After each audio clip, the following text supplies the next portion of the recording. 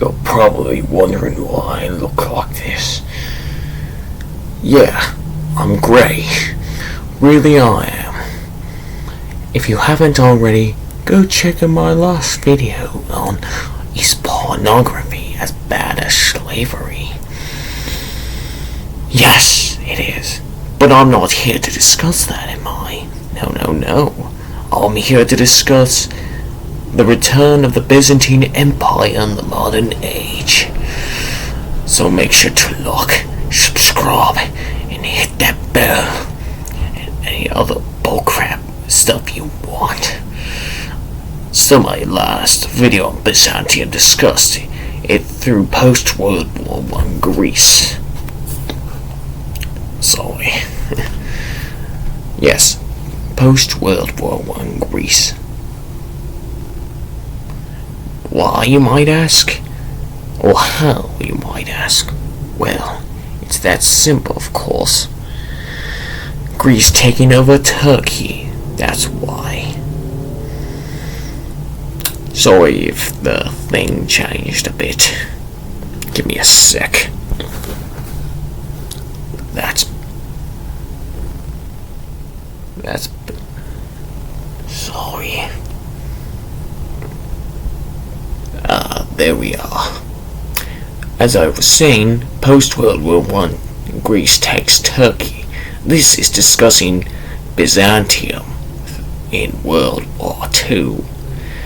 Axis and allies, Germans, Italians and Japanese versus Soviets, British, and those Americans like myself.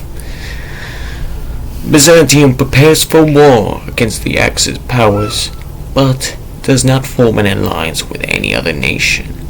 It's its own separate power, taking land for himself, starting in the Balkans, because it sees Italy as a potential threat to return the Roman Empire.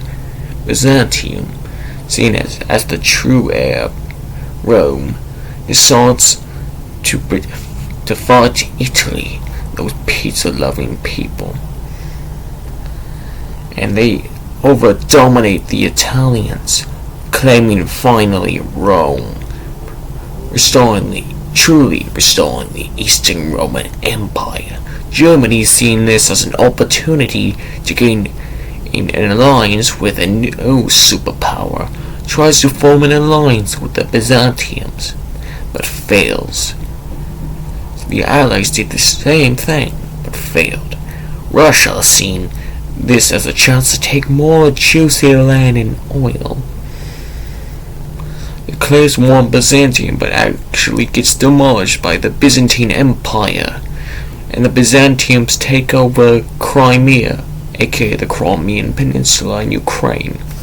Germany, seeing this as an opportunity, decides to form a military treaty, which Byzantium agrees to. And then Operation Barbarossa happens after the invasion of France and Poland and other crappy little European nations. And I'll mean that. Give me a sec there. Byzantium, with its new treaty and its dominant strength, helps the Germans, and both sides over-dominate the Russians. But the Allies coming in the West, the Germans are forced to surrender. Byzantium, still being its own separate power, decides to help the Allies instead. It takes over Italy and its northern colonies. Ethiopia, however, gets Italy's Eastern African lands. Japan, you know what happens. The sun drops on the Japanese nation twice. Not once, twice. Give me a sec. Sorry.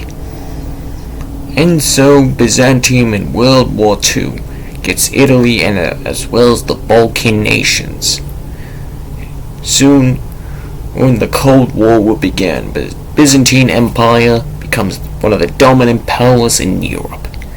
Soon will be at edge with the Soviet Union because, the Soviets lost Crimea.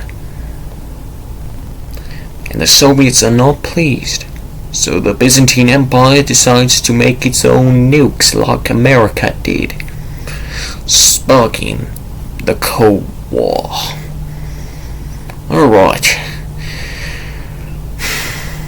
That was it for this video, folks. I hope you enjoyed that. So make sure to hit that like button, hit that subscribe button, and comment down below what you want. Also, please do go check out my last video on is pornography as bad as slavery? Yes, it is. Goodbye.